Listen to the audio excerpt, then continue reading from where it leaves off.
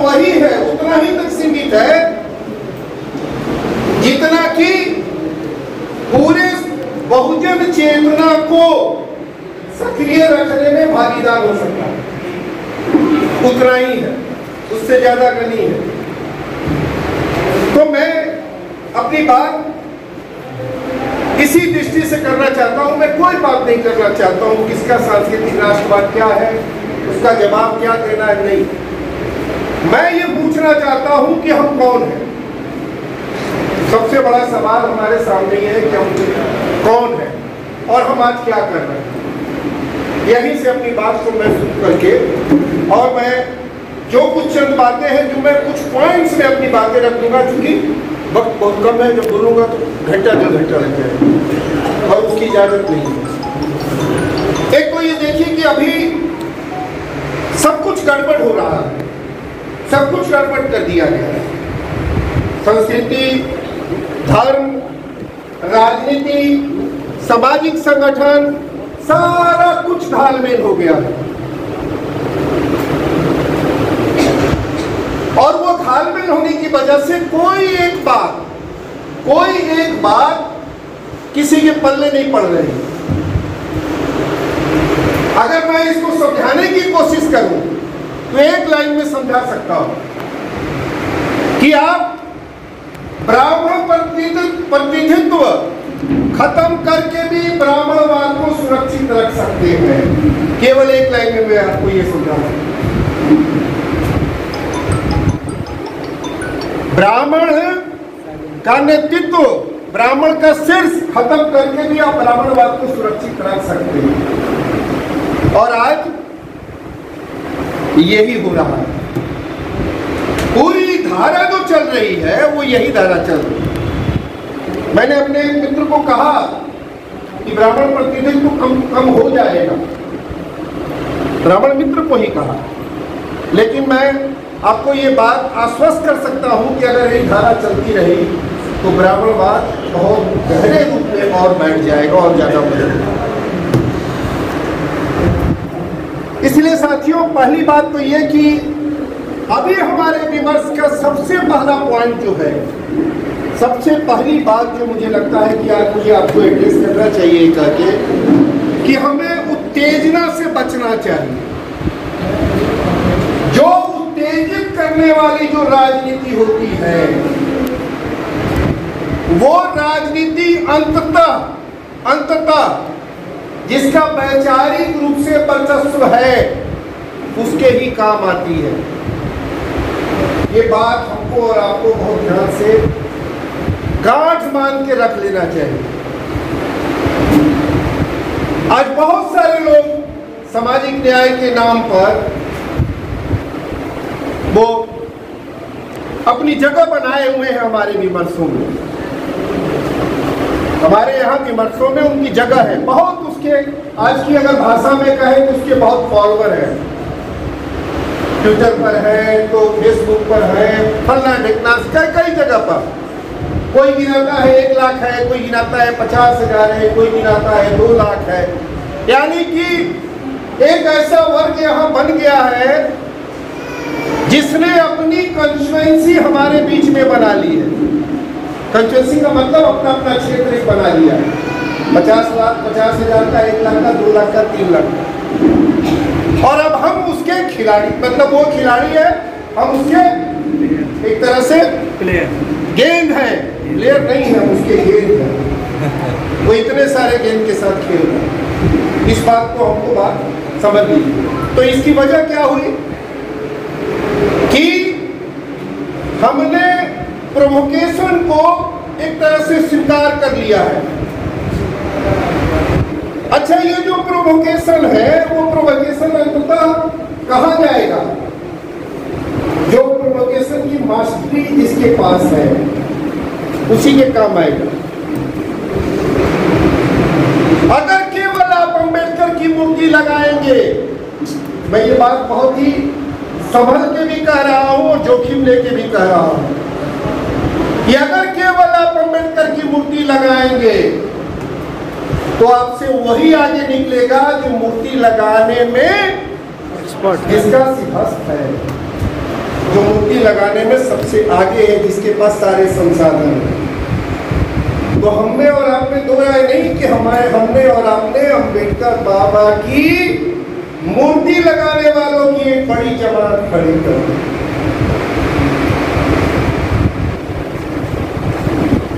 तो आपको मैं केवल जो ट्रेंड चल रहा है उस पर बता रहा हूं कि हम कहां जाके फंस गए हैं। लोगों ने कहा उत्तर प्रदेश का हाल, हमने कहा भाई उत्तर प्रदेश का हाल तो पिछले 20 साल पहले तय हो गया था कि उत्तर प्रदेश कहां पहुंच रहा है। कोई नई बात थोड़ी है और ये पहली बार थोड़ी हुआ है। मैंने कई सभाओं में ये बात कही कि उत्तर प्रदेश जहां पहुंच रहा था पहुंच गया।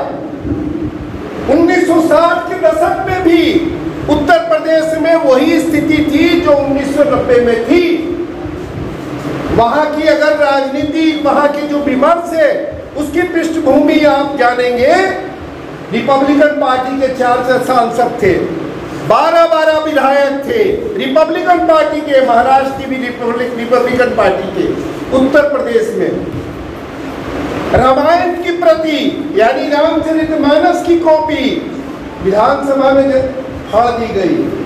ये उस समय का वो था, हाल था। लेकिन आज वहां नाम लेवा नहीं है रिपब्लिकन पार्टी का। तो होता क्या है, हुआ क्या है? हुआ ये है कि हमें अपना काम करना है, यानी कि हम जो शासन कर रहे हैं हमको अपना काम करना है। लेकिन हम अपना काम अपने से नहीं करेंगे, अपना काम हम आपके बीच से किसी आदमी से कराएंगे। यही तो है जिसको आप कहते हैं सोशल इंजीनियरिंग। एक साथियों एक शब्द आता है, एक शब्द ज्यादा नहीं होता है, एक शब्द आता है जिसको कहते हैं ना मास्टर की वही होता है। एक शब्द आया सोशल इंजीनियरिंग और ज्यादा नहीं आया। और इससे पहले आया था एक शब्द इंटरनल कॉन्फ्लिक्ट, आंतरिक दुश्मन, आंतरिक संघर्ष। अब मैं ये बात जो कह रहा हूं उसको एक्सप्लेन करना होगा, नहीं तो फिर आप थोड़ी दिक्कत होगी समझने में। जब इस देश में पहली बार चेतना यानी कि समाज में समानता की चेतना, बराबरी की चेतना, आजादी से पहले आजाद होने की चेतना का जब विस्तार हुआ तो एक लाइन आई कि समाज में आंतरिक दुश्मन पैदा हो गए। और अभी हमारा मुख्य लक्ष्य ये होना चाहिए कि इस आंतरिक दुश्मनों से निपटना है। एक ही आया था और तब से और आप हम उसके टारगेट में हैं, आंतरिक दुश्मन की तरफ है। आपको कभी नजर आता होगा ये मुसलमान है, कभी नजर आएगा सिख है, कभी आएगा ईसाई है। लेकिन अगर आप सबको एक साथ रख के देखेंगे, यानी दलित को भी रख लीजिए, दलित का मतलब अनुसूचित जाति की जो सूची में है, अनुसूचित जनजाति की जो सूची में है, जिनको आदिवासी आप कहते हैं, जिनको आप सरकार द्वारा बनाई गई पिछड़ा वर्ग की सूची में कहते हैं आप, उन सबको ध्यान में रख लीजिए एक जगह, तो आपको फिर कोई सिख, कोई मुसलमान, कोई ईसाई और कोई दलित, आदिवासी केवल नजर नहीं आएगा, सब नजर आएंगे एक ही साथ। कि सबके साथ लगभग वही आंतरिक दुश्मन जैसा व्यवहार हो रहा है। अब ये सोशल इंजीनियरिंग क्या करती है? सोशल इंजीनियरिंग का बस एक ही काम है कि आप केवल एक को देखिए एक समय में, सबको मत देखिए। और बहुजन दृष्टि क्या है? बहुजन दृष्टि है सबको एक साथ देखिए, बस यही फर्क है सर। बहुजन दृष्टि यही है, सबको एक साथ देखिए, आइसोलेशन में यानी अलग थलग करके चीजों को नहीं देखिए, सबको एक साथ देखिएगा। तो आपको ये बहुत ज्यादा माथा पच्ची करने की जरूरत नहीं पड़ेगी कि बहुजन दृष्टि क्या है, बहुजन दृष्टि क्या है, तब आपको माथा पच्ची करने की जरूरत नहीं। मैंने आपको कहा कि जो चेतना बनी आपकी यानी समानता की, आजादी की जो चेतना बनी, उस चेतना में ही, उस चेतना बनने के बाद, यानी जो चेतना बन रही थी, जैसे ही उसकी यात्रा शुरू हुई, वो आगे बढ़ने का काम करने लगी। वो तमाम जो मैंने कहा ना, धूल फेंकने वाले, रास्ते में खड़े होकर गाली देने वाले, कीचड़ फेंकने वाले, लड़ाई लगवाने वाले, हैं, तरह तरह के खिलौने लेके खड़े होने वाले, मतलब वो पूरी एक कतार ऐसी खड़ी हुई जो आपकी इस यात्रा को भंग कर सके, आपकी इस यात्रा पर बाधा खड़ी कर सके। चेतना, आपका जो दिमाग बनता है, उसी को तौबूद करना। और करना क्या है? आंदोलन करते क्या है? बाबा साहब ने आंदोलन किया क्या? आप कहिएगा कोई मीटिंग बनवा दी बाबा साहब ने, 5 किलो अनाज पहुंचा दिया, क्या किया बाबा साहब ने? डॉक्टर अंबेडकर ने, या फिर मैं ये भी कहता हूं कि केवल डॉक्टर अंबेडकर ये काम नहीं कर सकते। देखिए, एक राजनीतिक परिस्थिति होती है, और जब राजनीतिक परिस्थिति एक दूसरे के साथ नहीं होगी, यानी कि एक राजनीतिक चक्र होता है।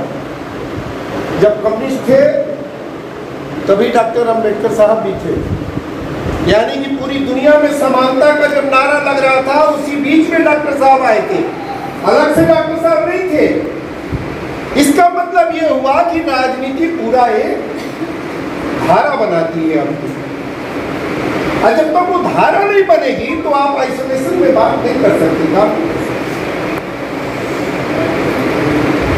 वर्चस्व जो बनता है, वो वर्चस्व जो बना है, वो वर्चस्व क्या बना है? सबके भीतर वो धारा पैदा की गई। राजनीति का हिंदूकरण करना होगा, एक ही तो नारा है। और हिंदूकरण करने का क्या मतलब हुआ कि पूरा एक राजनीतिक चक्र जो हर कोई बात इसी पर करे, यही तो होता है। एक दूसरे का कंपटीटर खड़ा कर दे। तो बहुजन जो दृष्टि है हमने छोड़ दी, और ये छोड़ इसलिए दी कि जो सचेत होने की मांग हमसे की जा रही थी या होना चाहिए था, वो सचेत हम नहीं हुए। लेकिन कोई घबराने की बात नहीं, कोई दिक्कत की बात नहीं। समाज में एक प्रोसेस होता है, समाज में एक प्रोसेस होता है कि जब आप पिछले अनुभव से सीखते हैं और फिर आगे बढ़ते हैं। लड़ाई कोई एक दिन की नहीं होती है, लंबी लड़ाई चलती है। और सबसे अच्छी बात मैं आज आपको बता रहा हूँ कि ये जो सम्मेलन आप कर रहे हैं, पूरे देश में अब इस तरह के सम्मेलन हो रहे हैं, ये सबसे अच्छी बात है।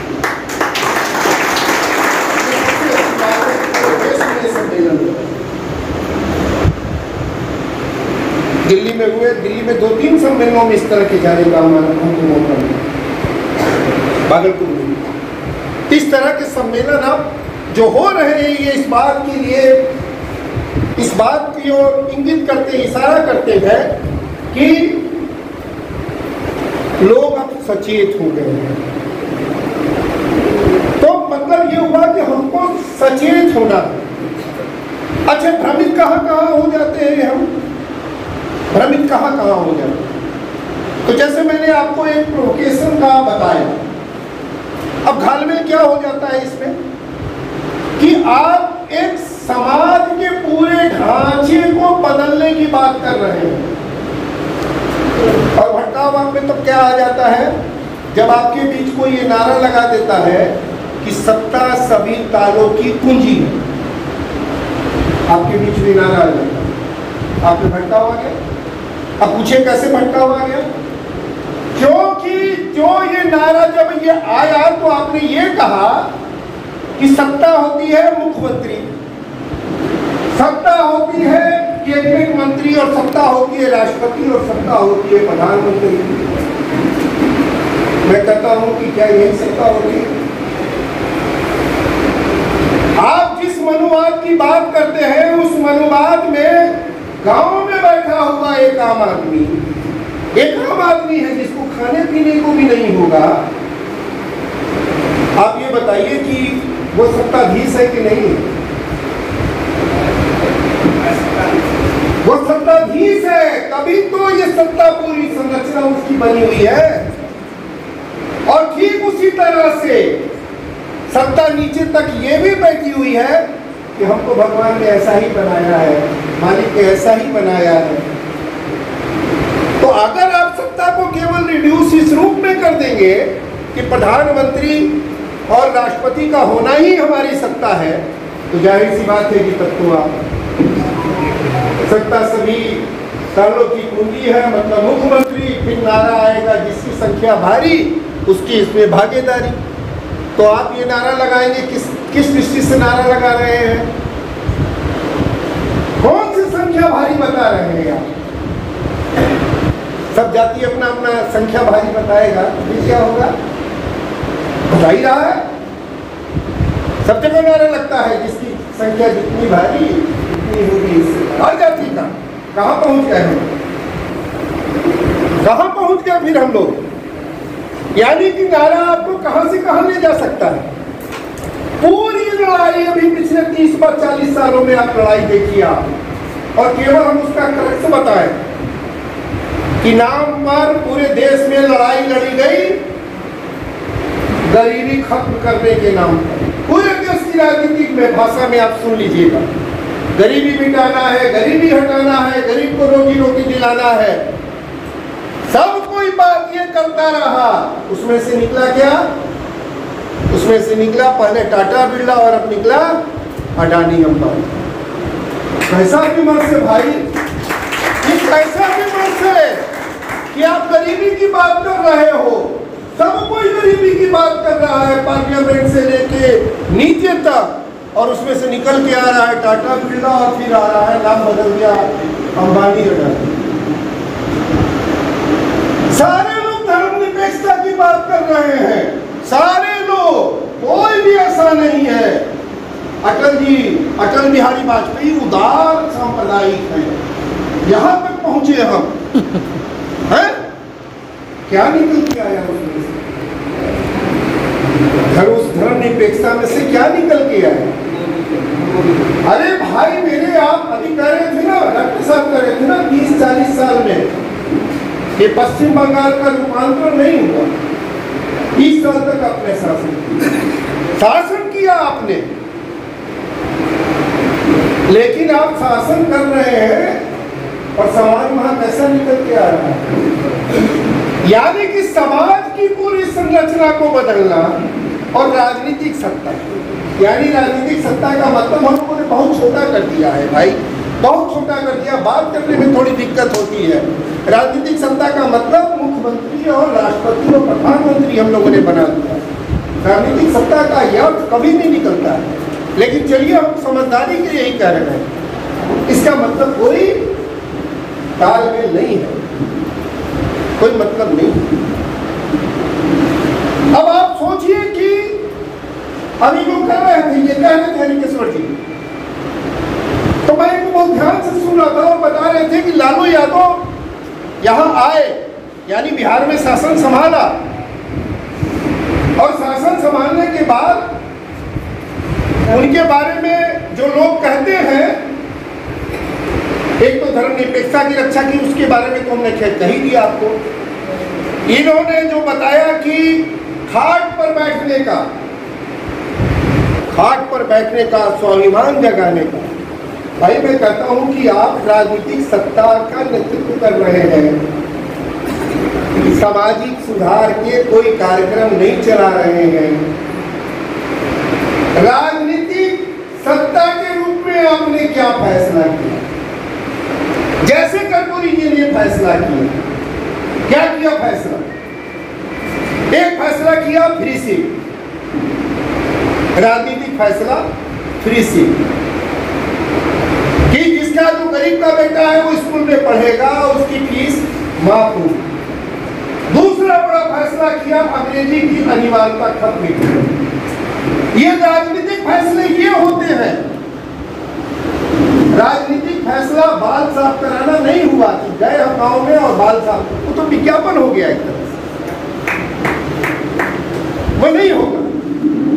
तो साथियों, मैं ये कह रहा हूं कि हमारी जो पूरी चेतना को जिस तरह से कुंद किया जा रहा है, चेतना को जो भटकाया जा रहा है, उस चेतना को थोड़ा नियंत्रित करने की जरूरत है, उसको समझने की जरूरत है। हम लोग जो उत्तेजना में बह जाते हैं, आप अखबार पढ़ते हैं, रोज अखबार पढ़ते हैं, व्हाट्सएप पे आपकी सारी खुराक वहीं से हो रही है। नहीं सर, मैंने कहा ना कि आप अपनी यात्रा पे निकले हुए हैं, रास्ते में आप पर कोई धूल फेंकेगा, कोई गाली देगा, कोई कीचड़ फेंकेगा, आपको अपनी यात्रा जारी रखनी, आपको अपनी दृष्टि छोटी नहीं करनी। अखबार में जो छप रहा है वो अखबार में आपकी बात छप ही नहीं सकती है।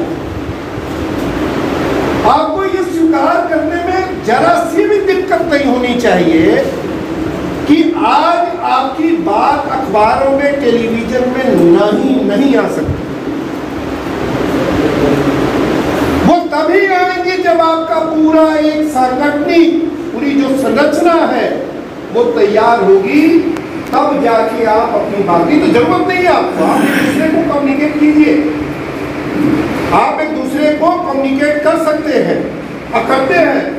और उसका सबसे बड़ा एग्जाम्पल मैं बताऊंगा आपको, 2 अप्रैल, अभी 2 अप्रैल आ रहा है, 2 अप्रैल आ रहा है। 2 अप्रैल को आपको मालूम है 2 अप्रैल 2018 को क्या हुआ था? इतिहास की बड़ी घटना हुई थी जब पूरा भारत बंद हुआ था सुप्रीम कोर्ट के फैसले के खिलाफ। और वो फैसला जिसमें कि ST/SC एट्रोसिटी जो एक्ट है, एंटी एट्रोसिटी एक्ट जो है, उसमें बदलाव करने के खिलाफ 2 अप्रैल 2018 को आज और हम आप एक कार्यक्रम के तौर पर तय करें, 23 मार्च है, कि पूरे भारत में हम बहुजन वर्ग दिवस मनाएंगे, बहुजन वर्ग दिवस मनाएंगे। इस बहुजन की चेतना को आपको बहुजन वर्ग की तरफ ले जाना है। ये बात हमको और आपको बहुत ध्यान से, बहुजन की पूरी जो दिशा अब है, कैसे हम बहुजन वर्ग की तरफ ले जाएं, इस पर हमको थोड़ा सा ध्यान देना, सोचना। अब तक का अनुभव यही कहता है कि हमको इससे आगे निकलना है। बहुजन केवल ये नहीं है कि केवल हमको सत्ता हासिल करनी है, और वो भी सत्ता किसी राज्य की और केंद्र की हासिल करनी है, कोई राष्ट्रपति बनना नहीं। इस सोशल इंजीनियरिंग वाले खेल में हमको नहीं फंसना है, सोशल इंजीनियरिंग नहीं करने देंगे आप। और साथियों, मैं आपको आपके भीतर एक भरोसा पैदा हो कि आप कुछ कर सकते हैं आगे कार्यक्रमों में, मैं आपको एक जानकारी देना चाहता हूँ।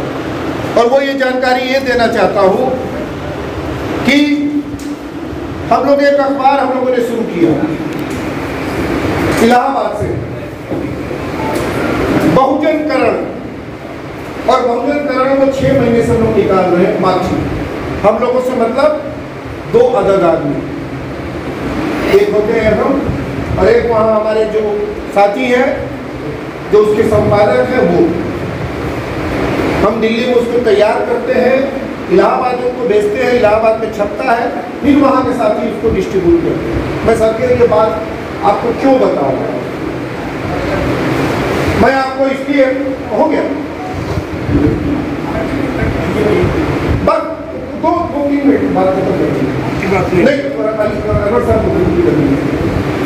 तो मैं ये कह रहा था कि बहुजनकरण जो अखबार में हमने निकाला, क्या इसका मतलब होगा? नाम से आपको स्पष्ट हो गया होगा। ये जो स्थितियां बन रही हैं, इसको हम लोगों ने महसूस किया कि इन स्थितियों को संबोधित करने के लिए अखबार निकलना चाहिए। आपको बताने का मेरा यहाँ पर उद्देश्य ये है कि आप ऐसा अखबार हर जिले से, देश के हर जिले से निकाल सकते हैं और उसमें कोई संसाधन की जरूरत नहीं है। अखबार निकाल सकते हैं, यानी छपा हुआ प्रिंट जो आपके घर में पहुंचता हो, और किसी तरह के संसाधन की जरूरत नहीं कि बड़ा सा बिल्डिंग चाहिए, बड़ा सा इंफ्रास्ट्रक्चर चाहिए। हम लोग वो जो अखबार निकालते हैं उसमें जो खर्च होता है, जो पैसे के रूप में जो खर्च होता है, वो 10,000 रुपये से ज़्यादा नहीं। 10,000 रुपया बस। और उस 10,000 रुपये में अखबार 1 और 1,500 के बीच में आ जाता है, 1,000 से 1,500 के बीच। लेकिन अभी अखबार नहीं चलेगा, नहीं चलेगा, ये बताना जरूरी है। 10,000 रुपया कोई बड़ी बात नहीं, काम करने वाले 2 लोग हैं, कोई भी 2 लोग निकाल सकते हैं, 2 लोग भी निकाल सकते हैं। लेकिन अब ये अखबार नहीं चलेगा, मैं इसलिए कह रहा हूं कि इसमें लिखने वाले लोग नहीं हैं, बहुजनवादी दृष्टि से लिखने वाले लोग हमारे बीच में है ही नहीं है। इक्के दुक्के लोग कितना लिखेंगे? सारा का सारा बहुजन नाम पर जो साहित्य है वह डॉक्टर अंबेडकर को ना छापे, गुलामगिरी के हिस्से को ना छापे, तो उनके पास आज 2022 के भारत के बारे में कहने के उनके पास कुछ नहीं। पूरे नारे, सब नारे वही लगाते हैं जो नारे लगाते आ रहे हैं। डॉक्टर अंबेडकर ने ये कहा था, ज्योतिबा फुले ने ये कहा था, सावित्रीबाई ने, सारे लोग उसी, क्यों कोई सुनेगा?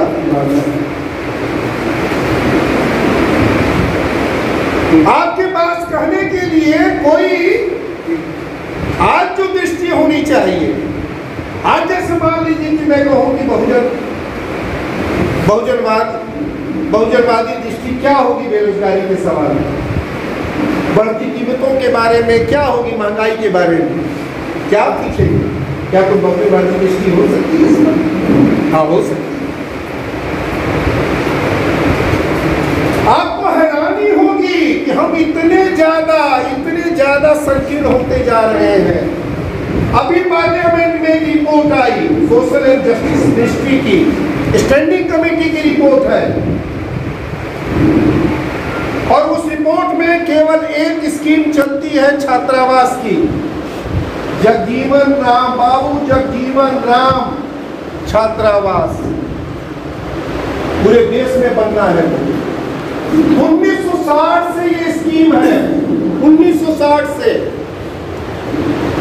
और जब अभी 2008 में इस स्कीम का नाम बाबू जगजीवन राम किया गया और सामाजिक न्याय और अधिकारिता मंत्रालय का जब नाम बदला गया, उसके बाद पूछा गया कि इस स्कीम में कितने हॉस्टल बन गए हैं, तो भारत सरकार का पार्लियामेंट को जवाब आ रहा है, संसद को जवाब आ रहा है भारत सरकार का, इसका कोई आंकड़ा नहीं बना।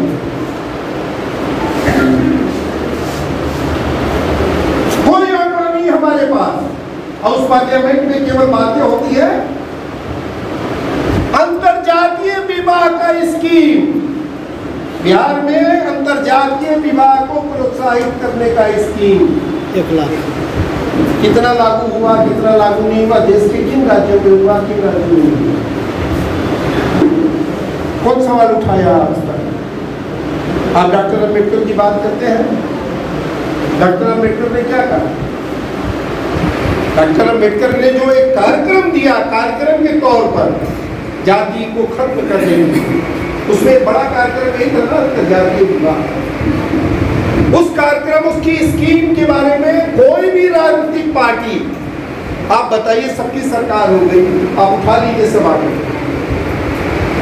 तो साथियों, मैं कहना ये चाहता हूं कि ये जो हमारे बीच में जो अभी सोशल इंजीनियरिंग का चल रहा है, जो पूरा चक्र सोशल इंजीनियरिंग का, कभी आएगा गैर यादव, गैर जाटव, गैर मराठा, सोशल इंजीनियरिंग का ही परिणाम है कि बीजेपी पसमानदा मुसलमान कह रही है कि सोशल इंजीनियरिंग का ही।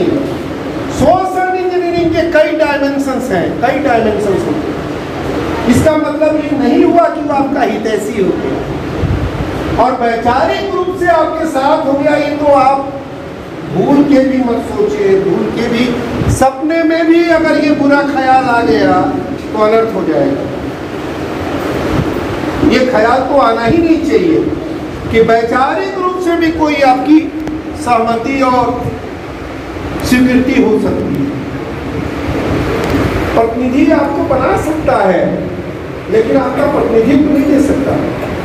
प्रतिनिधित्व में फर्क होता है। प्रतिनिधि व्यक्ति होगा, प्रतिनिधित्व जो होगा वो पूरा समाज होगा।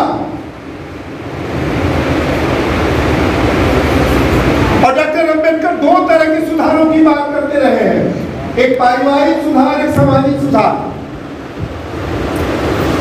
पारिवारिक सुधार का मतलब यह हुआ कि आप अपने परिवार को दुरुस्त करने के लिए, यानी आपको मान लीजिए विधवा का विवाह करना है,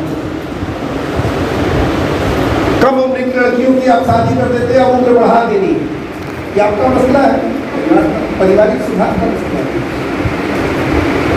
सामाजिक सुधार को कहते हैं कि जाति को खत्म करने की, ये सामाजिक सुधार है, ये फर्क करते हैं। तो सामाजिक न्याय के नाम पर जो भी नेता सोशल इंजीनियरिंग के द्वारा पैदा हुए हैं, वो सब अपने पारिवारिक सुधार में भी लगे। पारिवारिक सुधार के पूरे कार्यक्रम को ये भी वो चला गया, उससे निकल नहीं पाए। इसीलिए आप कोई भी देख लीजिए, किसी भी कई जगह मैंने सवाल किया, एक सिंगल नारा बताइए, एक सिंगल नारा पिछले 70 सालों की इस पूरी राजनीति में जो सामाजिक न्याय के नाम पर जो धारा चलती आ रही है, उसने कोई एक सिंगल नारा किया हुआ अपनी ओर से। जो डॉक्टर अंबेडकर की जो पूरी ज्योतिबा फुले की जो विरासत है, उससे हमको आगे ले जाना है, एक नारा कोई बताइएगा। एक नारा नहीं निकल गया, इतना शोर है लेकिन एक नारा नहीं निकल गया। इसका मतलब यह हुआ कि आपकी और हमारे व्याख्या करने की जो पूरी दृष्टि थी उसको खत्म कर दी। ये जो कह रहे थे ना बार बार जाति वाली बात, ये बहुत ही महत्वपूर्ण बात थी। आप कहते हैं ब्राह्मणवाद, ठीक है भाई, ब्राह्मणवाद की क्या करते हैं आप? ब्राह्मणवाद को डिफाइन कैसे करते हैं आप? उसकी व्याख्या कैसे करते हैं? जन्म के आधार पर निर्धारित होता है कौन ऊंचा है कौन बड़ा, यही करते हैं ना, है? तो ये परिभाषा केवल किसी एक जाति के साथ ही क्यों लागू होगी? तो हर के साथ लागू होनी चाहिए। अगर किसी नेता के घर में जो सामाजिक न्याय का नेता कहता हो और उसके घर में पैदा हुआ एक पुरुष, उस पुरुष को आप सर्वश्रेष्ठ मान लें, अपने सामाजिक न्याय का नेता मान लें, तो क्या ब्राह्मणवाद नहीं है? आप परिवार के आधार पर, जन्म के आधार पर ही तो श्रेष्ठता जाहिर करते हैं। और ब्राह्मणवाद क्या होता है? ब्राह्मणवाद जब आप कह रहे हैं सिद्धांत रूप में कि जन्म के आधार पर आपने निर्धारित करते हैं, तो आप एक सामाजिक न्याय के नाम पर राजनीति करने वाले नेता के घर में कोई पुरुष पैदा हो गया, स्त्री भी नहीं, पुरुष को आपने नेतृत्व सौंप दिया, कहा कि तो सामाजिक न्याय का नेता है। अब इससे कहना कि ब्राह्मणवाद क्या है? लेकिन हमारे भीतर इतनी जातीय भावना को उग्र कर दिया गया है, जातिवाद को इतना उग्र कर दिया गया है कि आपको दिखाई नहीं दे, आप उसको देखेंगे ही नहीं, अनदेखा कर देंगे। तो कुल मिला के साथियों मैं ये समझता हूं कि हम लोगों को अगर अभी कार्यक्रम चला, फिर को मौका मिलेगा तो फिर मैं कुछ अपनी बात और जो रह गई है मैं रखूंगा। लेकिन साथियों मैं ये कह रहा हूं कि हमें अपनी यात्रा, हम अपनी जो हमारी जो अपनी यात्रा है, उस यात्रा को, और जो कहें कि आप बहुजन वर्ग की यात्रा है, उस यात्रा के दाएं बाएं हम बहुत ज़्यादा उसको संबोधित ना करने लगे, मतलब उससे हम भिड़े नहीं, हम अपनी यात्रा को जारी रखें। कैसे इसको और दुरुस्त कर सकते हैं, कैसे इसको हम ज़्यादा आगे बढ़ा सकते हैं, इसके बारे में ही निरंतर हम सोचें। तो मुझे लगता है कि हम एक जो पूरी सामाजिक जो संरचना है जो बदलने की बात कर रहे हैं, शायद वो संभव होगा। आपने मुझे समय दिया, सुना, बहुत बहुत धन्यवाद।